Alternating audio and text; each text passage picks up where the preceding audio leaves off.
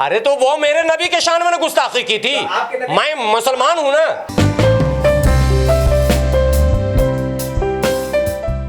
नुपुर शर्मा को लेकर जो रवैया भारतीय जनता पार्टी ने अपनाया वो सरासर गलत, बेबुनियाद, और नुपुर शर्मा को निकालना ये तो विदेशियों को दिखाने की बात थी। हम भारत के मुसलमानों ने कहा कि हमारी भी भावना है, आपकी भावना है, आप रतनलाल को घसीट के जेल में डाल दिए और हमारी भावना नहीं है। आपकी भावनाएं आहत हो गई और हमें क्या राहत मिल गई? आपने हमारी नबी के शान में गुस्ताखी की। और रही बात कि आप कह रहे हैं कि नहीं मैंने जो हदीस में लिखा वो कोट किया, ये बात आप वो सफाई में कह रही है, तो आप इस पर बहस कर लेते बैठकर।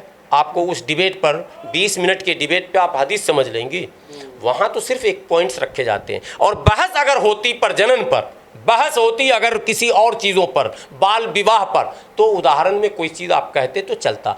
कहाँ का बहस और कहाँ उठाकर आप ला रहे हैं और गाली वाले हैं। मैं तुम्हें ये बोल दूंगी, तुम्हारे कुरान में लिखा, कुछ नहीं नॉलेज है, जाहिलों की फौज खड़ी है वहाँ पर, और वो अपने आप को काबिल समझते हैं, सत्ता के बल पे जबरदस्ती। जो है वो भी तो नहीं रोक रही थी। अरे टाइम्स नाउ पर हो या एबीपी पर हो या एनडीटीवी पर हो, पहले ये समझ, जिस व्यक्ति पर लगाम लगेगा, चाहे किसी अखबार ने गलत छाप दिया तो वो छापने वाले का होता है, वो एक डिस्क्लेमर लगता है, वक्ता का अपना मामला, ये नहीं मैंने एक ईजाद हुई है। काम भी यही होता है। तो एंकर ने डिलीट भी किया, एंकर ने माफ़ी भी मांग ली उसी वक्त। एंकर ने माफ़ी मांग ली, डिलीट कर दिया, वो वीडियो ही ख़त्म हो चुके हैं, अवेलेबल नहीं है मार्केट में। जिन लोगों ने जल्दी काम कर लिया था, डाउनलोड किसी ने कर लिया, कोई शातिर लोग, तो वो रह गया है। ऐसे आम हालत में वो वीडियो मिल नहीं रहा जो हुआ था, बातें चल रही हैं, ये सब अपनी जगह है।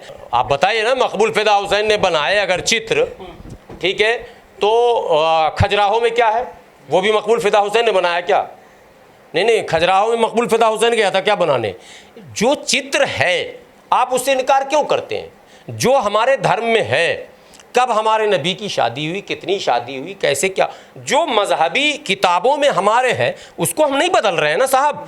अगर आप वही बात रख रहे हैं तो वो हमारे धर्म का अपमान नहीं है। कुरान में कोई बात लिखी है और वो पढ़कर आप सुना रहे हैं तो ये भावना भड़काने की बात नहीं हुई, वो तो कुरान आप सुना रहे हैं। जब गलत बात आप करेंगे, नहीं समझे, जो है नहीं, देव देवता को चित्र बनाना सही बात है। लो खजुराहो में इन्होंने बना के रखा, तो कला है, वो देव देवता नहीं है। अरे बाप रे, 1000 ऐसी देवी देवताओं के मंदिर मिलेंगे जिनकी पूजा होती है यहाँ। पूजा हो रही है। अरे खजुराहो मंदिर है, जाइए ना आप, पूजा देख के आइए ना आप जाइएगा तब ना देखिएगा। कला आकृति तो वो पूजा करवा रहे थे क्या मकबूल फिदा हुसैन? वो भी तो कला ही कर रहा था, वो पेंटर ना भाई, वो तो माधुरी दीक्षित का भी बना दिया था, वो पेंटर आर्टिस्ट, बात समझिए। और धार्मिक, दोनों दो चीज़ें हैं। हम धार्मिक आदमी हैं मान लीजिए, अगर और हम बात करते हैं तो हम धार्मिक दृष्टिकोण से करते हैं। कोई आर्टिस्ट है, कलाकार है, तो वो कला की दृष्टि से बात करता। वो तो माधुरी दीक्षित का भी बना दिया, तो जाकर लड़े माधुरी उससे, बात समझिए। तो अगर देवी देवताओं का उसने अपमान किया तो हिंदू संगठनों को यह अधिकार प्राप्त है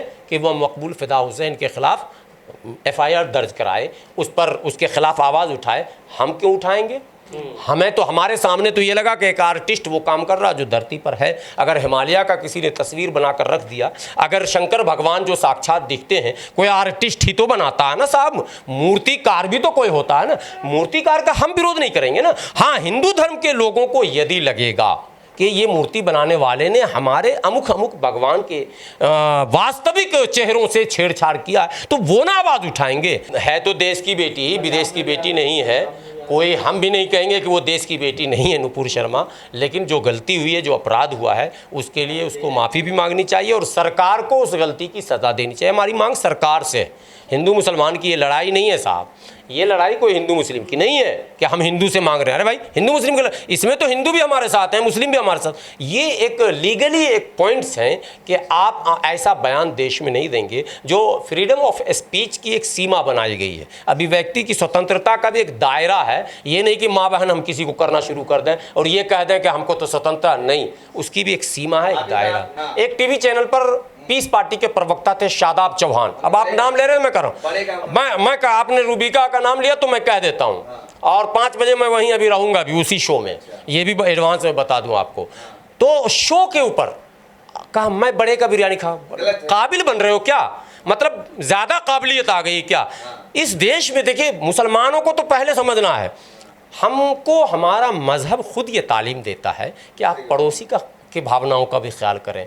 अरे साहब, आप नाहक किसी को न तो ज़हनी अजियत दे सकते हैं, न जिस्मानी अजियत दे सकते हैं, और न उसके सेंटिमेंट पर। हमारे यहाँ तो नबी का साफ हुक्म है कि तुम लकुम दीन हुकुम वलिय दीन, जो कुरान की आयत है, तुम दूसरे के देवी देवताओं को बुरा भला नहीं कहोगे।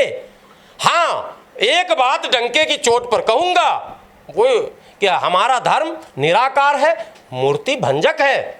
100% भारत में जिस दिन इस्लाम हो जाएगा, कब हो जाए कोई पता नहीं, कब मोदी जी इस्लाम ले आए, कौन किधर चला जाए। अरे फिर वही बात, अरे आप चाहते हैं नहीं, अभी मोदी जी को इस्लाम कबूल करने की, अरे सब होता है, कई राजाओं ने पहले भी किया है, तारीख में है।